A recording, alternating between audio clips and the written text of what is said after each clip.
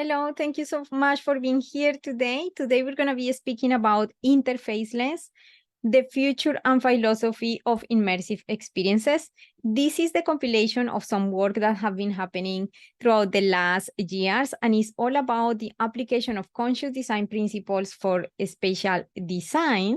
And also it's about the application of generative models or artificial intelligence models for this purpose. I'm super excited to be here today. And let's begin with a quick reflection. Have you ever felt confined by the flat screens around you? I mean, pause for a moment and think all the times where we have been in our cell phones, trying to browse for things or look for things and felt by a moment maybe confused. How is that this app really works? I cannot get what I need, etc. So based on these reflections is that we have had these breakthroughs sometimes where we realize, okay, so if this has presented challenges for some segments of the population to even navigate properly sometimes in this medium, how it would be when these screens, the 2D screens, are transferred to 3D spaces. And of course, the reflection here is that not all, absolutely all the apps right now are going to be suitable for this, but in the future, that's why this is an approach that is designed for the next experiences are not gonna probably need all the heavy use of 2D screens. So this is exciting because even for designers, it is gonna give even more freedom, not only for the human that is going through the experience, but also for the designer to understand better and replicate better or simulate better the same interactions that happen in the real world. So you might be wondering also, who are you to tell us all of this? Okay, so my name is Diana Olynick, and I am an engineer by profession. I have been studying for so many years to arrive to these conclusions. And also I have been partnering with many amazing companies, and I am also the host of the XR Magazine podcast. At this point, I am a mentor, I am a speaker, and also I am an author. I am the author of Interfaceless. And today we're going to be speaking about what are interfaces, right? Because of course you might be wondering, what is all about this strange word that maybe we didn't hear it like that before, and how is that related with conscious design, generative AI, and the ethical implications of this anyway? So that's what we're going to be discussing today. So I'm going to tell you a little bit about how this came to happen. I was working in a project with another designer and other team. And one day we were having the challenge of how to properly replicate 2D screens in order to create a kitchen app or recipe app. You know that sometimes when we are trying to cook something and we are looking on Pinterest for recipes, we are scrolling, and while we are cooking, we have to go back and forth with the ingredients and then the instructions and back again, ingredients and instructions. We were trying to tackle that problem. And in order to tackle that problem, we imagine a future where we are wearing augmented reality glasses and that give us the freedom to not be having to hold things in our hands so that we can freely cook.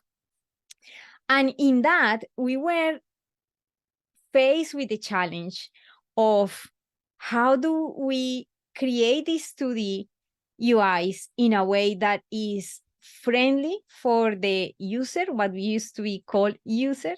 I don't use user anymore because with conscious design, it is all about the human.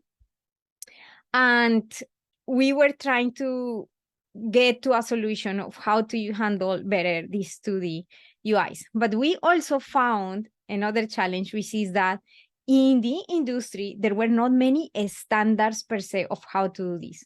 So we investigated a lot. We saw a couple of standards in Unity, in Apple, etc., but they were still a little new, and they were not very accessible for us, especially designers, because most of these things also happen along with the work of the developer. So they were not even very friendly to implement or easy. So because of this challenge, then a breakthrough came to me in the sense that why are we using 2D interfaces that are very challenging anyways in 3D spaces? Is there not any other way to actually tackle this? And because of that question is that Interfaceless was born. So just to begin, Interfaceless is the invitation to rethink the use of flat 2D interfaces in 3D environments or XR environments. XR stands by extended reality, which includes the mediums of virtual reality, augmented reality, mixed reality.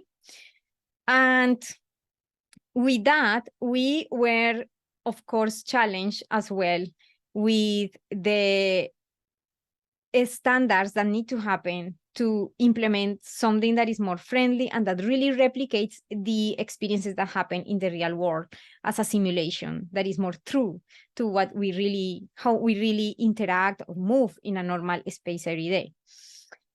The other reflection was that in order to arrive to that, we really not only need to take care of the technicals for that, but also the impact that this could have. So that's why conscious design is a holistic way or proposal to tackle as well the problem of what is going to happen in a future where probably the simulations are going to be as real as these ones, or it's going to feel as real as this one, life that we're living right now, every day. And the systems that are around supporting that quality of experiences maybe is at risk. And we're going to see a little bit later what type of risks I am talking about. So that's why conscious design is brought to the table in this approach, because this needs to be considered with a lot of care and, of course, thinking in all humanity and why we are here. And that's why we also included the title for today, philosophy, because it's a lot about thinking in our humanity. You know that nowadays there is all around the topic of artificial intelligence. And in order to implement these systems safely and securely for humans, we need to implement conscious and mindful design practices in everything that we are doing nowadays, which is what is going to guarantee a more safe environment in terms of ethics with everything that we are creating. And of course, I believe that designers have a very important role in all of these aspects of design. So in order to begin speaking a little bit more about how generative AI is linked with all of this idea of the reduction of use of 2D UIs in spatial computing, we're gonna start to understand where it is coming anyways from. So in order to understand generative AI, let's say it all starts with the studies that many years have happened with artificial intelligence. And then, of course, we have machine learning, which is a branch that came from artificial intelligence. Deep learning is another branch that came from machine learning with, of course, neural networks. And then from there, it stems generative AI with all of these tools that we can see right now in the market that are available for us. So that's where we come to speak about conscious design and mindful design. And when we speak about conscious design, we're basically speaking about all the considerations that have to do with all the society, with sustainability, with the impact at large of the design that we are creating. Whereas when we speak about mindful design, which both are very important, we're speaking about very specific aspects of the human. So how all that experience affects directly the person, how it affects me, how affects my emotions, my feelings, my health, my physical position as well. Because believe it or not, of course, when we are immersed in these spaces, 3D spaces, these aspects of ergonomics are absolutely important. So mindful design, it cares a lot about the individual, whereas conscious design, it cares a lot about all the implications of the society and the design that we're making at large. And of course, from here, it stems this model, because we need something to rely on to make sure that we are following something specific that is taking us to that ultimate result that we want, which is about taking care of the human and the society. So we have this model divided in certain specific factors. The first one is human-centric. And if you are a designer, of course, you are familiar with human-centric design, which is all about taking care of the real needs of the person. It's pretty simple. Social dynamics, and as you can see, this has the implication of the impact of what we are designing in the society, and intentional outcomes and awareness. And this is where we begin speaking about aspects as, is the application or the experience that we are creating really bringing some meaning, or there is something that is there that is bringing a lot of joy and that is changing the way that people is thinking, or that is bringing something rich, or something that adds to the life of the people that is experiencing this. And when it says awareness, it means we are trying to aim or do things in the design so that the person stays anchored in the present, rather than promoting a lot of addictive elements and only evaluating the aspects that typically are evaluated in business only for engagement or the time that somebody can stay in the app to capture their attention. So you might be thinking, oh, this sounds a little unusual, because usually what we are trying to measure is user engagement, how long the person is staying, because in business, we want to capture the attention of people for as long as possible.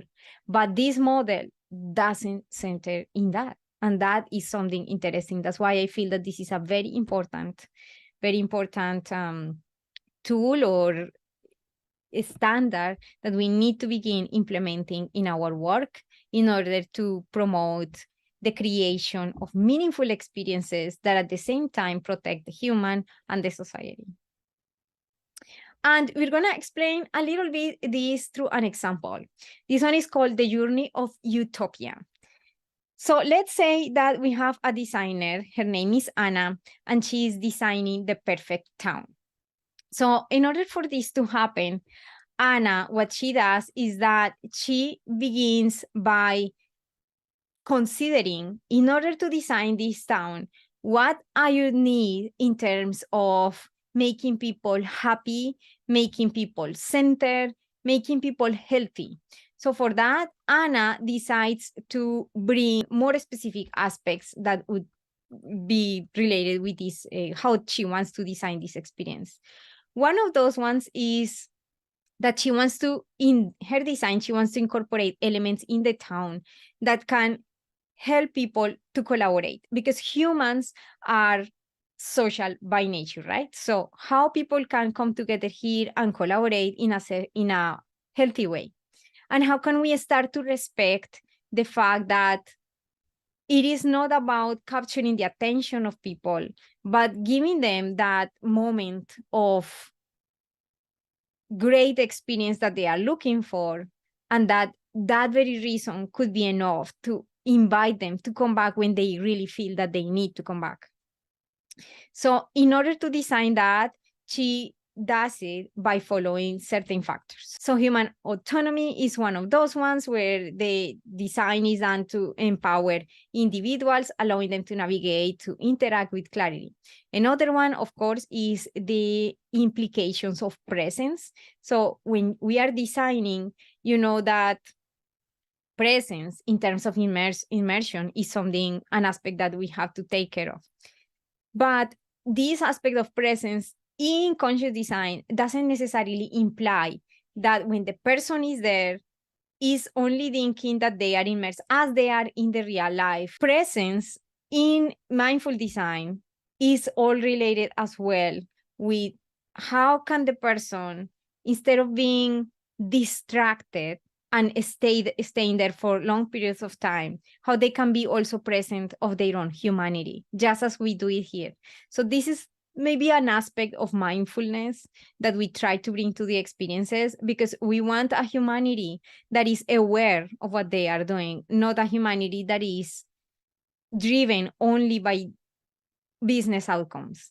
And this stems from a bigger reflection that happened with technologies that have been already there. For example, what happened in the phenomenon of social media when it was introduced, and many years later, that we became sometimes slaves of the system, and that we became the product rather than what we thought we were, that these apps were created for facilitating connections and everyone could be friends now.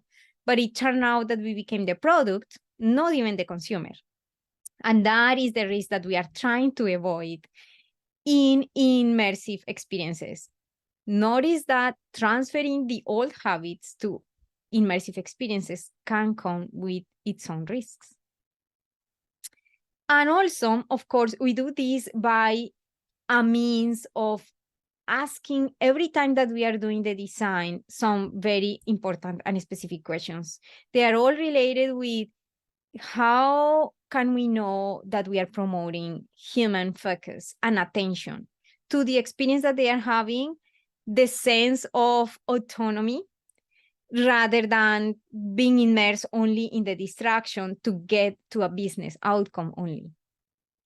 And also all the factors related with well-being. So there are questions related that we need to ask in order to make sure that we are respecting the well-being. And the sustainability related with outcomes that compel to the society at large, and conscious consumption.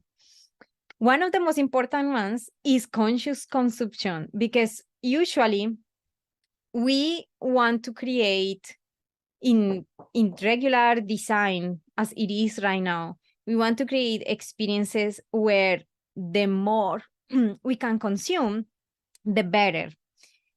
In this new approach, we are promoting that the consumption needs to be intentional, and it needs to be controlled or have that sense of agency by the person that is immersed in this experience, rather than but all the design behind that is there only for business purposes to make the consumption more extended. So I believe this is a little different and a little more intentional, as you can see, this approach to design. And of course, we have another example here, Leo's quest for conscious XR. So let's say that Leo is a designer and Leo is trying to look for ways on making experiences that are more intentional. First of all, Leo starts to ask himself how this design really can serve humans, truly can serve humans, and not just the business side of things. How can I really go deep in understanding emotions, preferences, needs of that user without harming or pushing more in the limits of that where the user or the persona or the human cannot control anymore the time that they want to spend in the experience or how they want to move around the experience. And it's not only because it's not only designed for specific monetary purposes, not only for that. We get that, of course, businesses need to rely in a source of income when they create these experiences, but it's not the most important one in this approach, and it's not the only one. How does the design impact humans' psychology, emotional, and physical well-being? So these questions are considered in the design, which are very important ones that sometimes are not necessarily considered in depth in other type of experiences.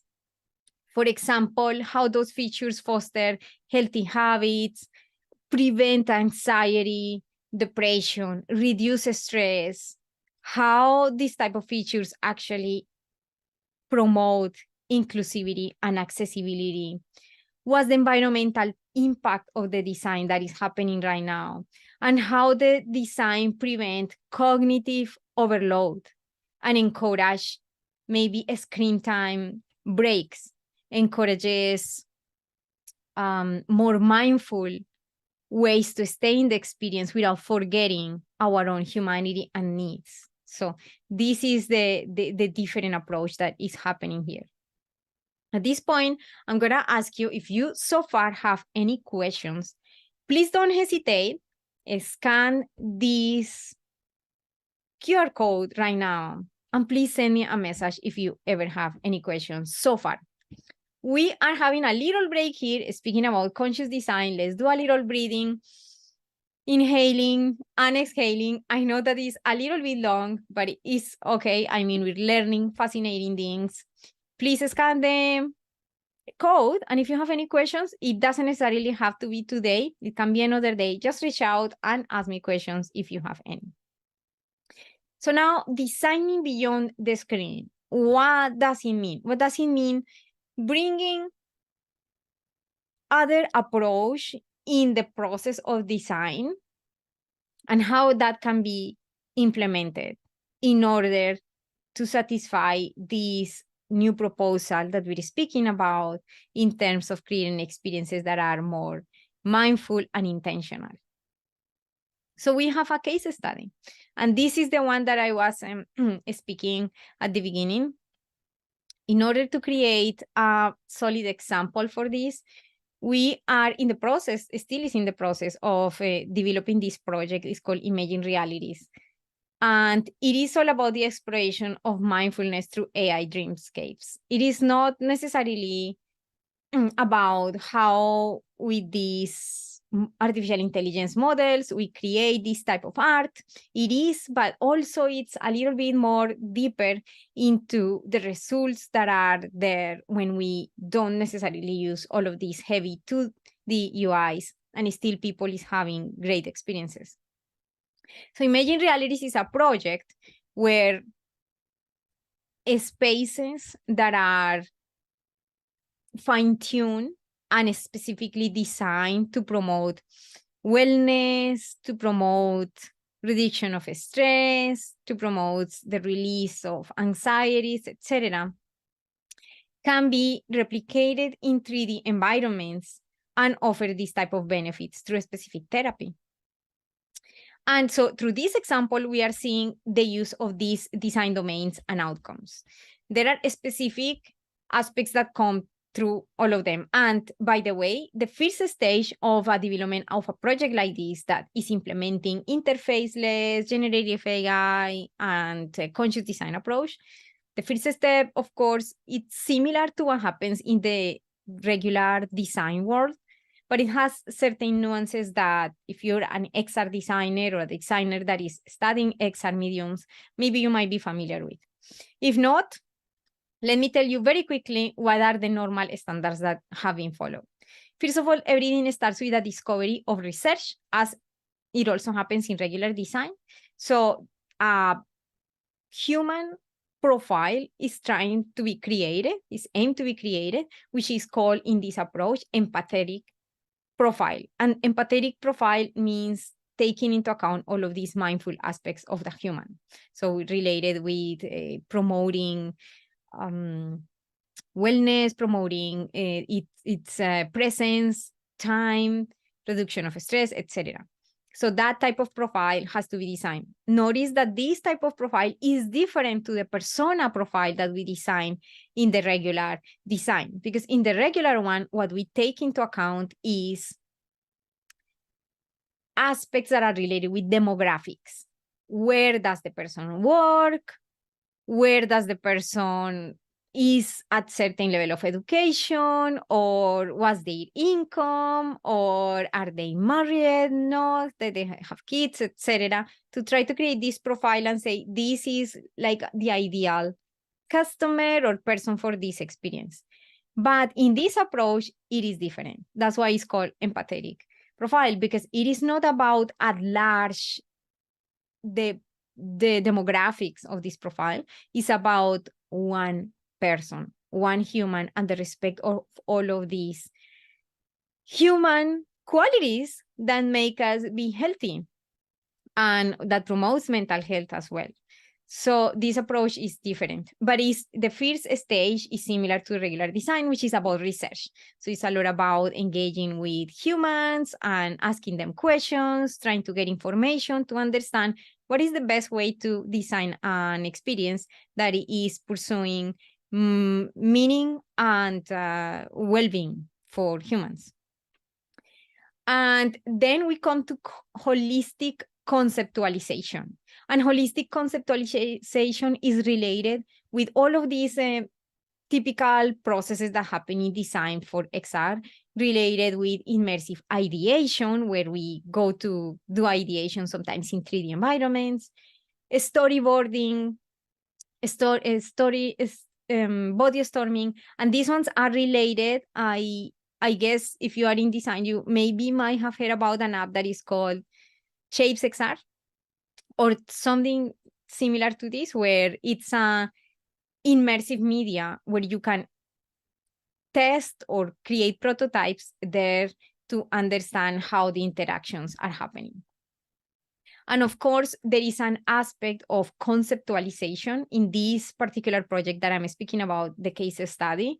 This conceptualization and these early sketches or generation of art happen using generative AI, of course, particularly an app called Midjourney. And then we have the typical phase of the design that is called designing the environment. And really, this is related with the planning, integration of the prototype, early tests of the prototype, which is typically what happens, as I mentioned, in Shapes XR as well. And then the next phase is technical development, is the use of the SDK. For an experience like this one, the plan is the liberation of this in Vision Pro, using their SDK with Unity, Polyspatial, etc., in order to generate all of these specific interactions that we need that help us to interact with the world without the use of 2D UIs. Those ones leverage the use of gesture, using gesture for controlling objects, etc. So this is in general what happens with a typical design. So now we're going to be speaking about the particular design domain and outcomes. The first one is spatial sensitivity. And with the spatial sensitivity, what we are trying to do is to understand the impact that the environment immediately have in the human that is there in the experience. Also, engagement dynamics. This is an aspect that is related all with what are the measurements that we're going to take into account to understand or approach the actual engagement. This is related with human focus, immersive depth, interaction fluidity, where there is something that is meaningful for the person to enjoy in the experience. Desired outcomes are related with seamless experiences that captivate and maintain human attention without necessarily being an addictive experience that blurs the limits of helping the human to maintain the agency. Also, we have human autonomy. And in this one, we speak about key factors as spatial choices, interaction freedom, intuitive controls, in a way that we ourselves can decide when we can exit or how we can continue or stop in the experience without being limited by the design of the experience. We also have community cohesion, where we encourage collaboration and participation and a social aspect of the experiences. Information architecture, where we aim for contextual relevance, spatial data, human orientation, and the outcomes for that is to create apps or experiences that are intuitive, that are clear, and that allow for decision making. And finally, social interactions, where we are aiming to allow genuine and meaningful connections so that people don't feel isolated. This is something important because sometimes when we are designing, we can see how we aim to create this general profile and say, this is an app that is going to be maybe only sort of multiplayer or a experience that is going to be for many people interacting in by design in certain way. But in conscious design, we're also aiming, or interfaceless, we're also aiming for design that is more aiming for freedom, in the sense that if the person wants to be in a space that is more isolated at the same time, they can do it and have the agency to do it, not only one option, but that they can be decided on the mood, they can do it. At some point in the future, because we're speaking about the future of immersive experiences, this is going to be interesting because we're going to have the ability to, thanks to generative models or artificial intelligence, have the ability to get these amazing experiences that are customized, that are fitted based on our feelings, on our mood, on the state, the emotional state that we are having at the moment, by reading it through sensors. I know this is the part where it gets a little scary. I know this is the part where it gets a little worrying, because we say, wait a minute, if the machine is going to start reading everything that I am going through, who can guarantee me that the machine or the businesses are not going to have the ownership of my own psychological states for business purposes? And that is why, exactly, my friend, is that it is very important to apply conscious design principles in the experiences that we are creating, because this is not an effort that can be led only for all the companies at large. It starts with designers, it starts with the developers, with the people that is creating these amazing experiences. So the work that we are doing is actually absolutely important. It's very relevant, and that's why we need a lot of support there from all the designers by applying or becoming aware of these systems. And of course, we have certain metrics here that we can measure for the purposes of understanding how well designed is this experience. We have well-being and satisfaction. We have aspects of measuring the ease of interactions, the depth of engagement. Remember that the depth of engagement is not how much time the person is there and capturing the attention, but it's also including elements of well-being in there, inclusivity and accessibility, environmental and ethical impact, holistic safety, cultural sensitivity, because sometimes we go to experiences where that aspect hasn't been necessarily taken into account or implemented. And now we have many models where even languages are going to be possible to be offered in different experiences, all powered by artificial intelligence. Genuine value and meaning, community, and social impact. In this case study that I'm explaining, we have also included a couple of aspects in the development, which is integration of Unity and the Vision OS with Polyspatial, creating the immersive project setup, and including all of these available features that we have for context awareness. As you know, in Vision Pro, we have now the ability to create these interactions based on gaze, for example, using the Vision SDK, and gesture recognition, as well as the testing, interaction, and feedback as part of the development. So all of these bring us to a methodology or a framework that is presented related with how to create this interfaceless approach with the foundation of conscious design. That's why this is called Crafting the Future Consciously. And it stems by certain pillars. The first one is mindful awareness focus. Second, intentionality, simplicity, and empathy. Every one of those ones have specific questions attached to them that the designer can implement. But it's not only about the questions, and it's not only about a model that is out there and that is intended to be the guide.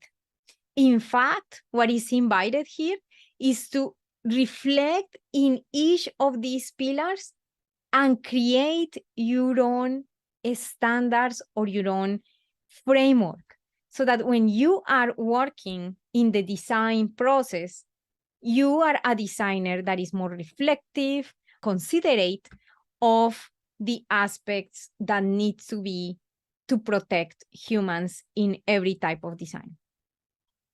In this interfaceless future, we envision true immersiveness, which means that by the means of these simulations, it is so true and real that we are in certain way invited to stay present, but also in a meaningful experience. Intuitive interactions, where we use contextual awareness to produce these interactions that are maybe free, some of them a little free of 2D regular UIs, and customization, because we at this point don't need to rely completely about designs, but in the future as well, we're going to have more and more customization where the systems are going to know what are our feelings, maybe even our thoughts, predictions. It might be able to do more accurate predictions. And by our gestures, use the sensors and readings, it is going to be possible to create and craft specific experiences based on every individual, rather than assumptions at large of how a demographic profile might behave in the experience. And so this is a little bit of an overview. Of course, it's very difficult to try to bring all of these nuances and specifics to this limited time, but there are potential questions that might arise. I am inviting you to scan this QR code to formulate the questions. I will be answering you if you have any of these questions or if you have any other type of inquiry. Once this book is outside, I will be inviting you or inviting everyone in social media to join and to study, because there are going to be many interesting aspects there that can be of a lot of use for designers. And the way that you could also access to the waiting list is you can type in any browser https www.dianaolynick.com/interfaces. So if you would like to know a little bit more about this project and about this research, please reach out and let me know your questions. Thank you so much and see you around. I'll be in all social media as Diana Olynick if you also want to contact me there. Thank you so much and see you later. Bye for now.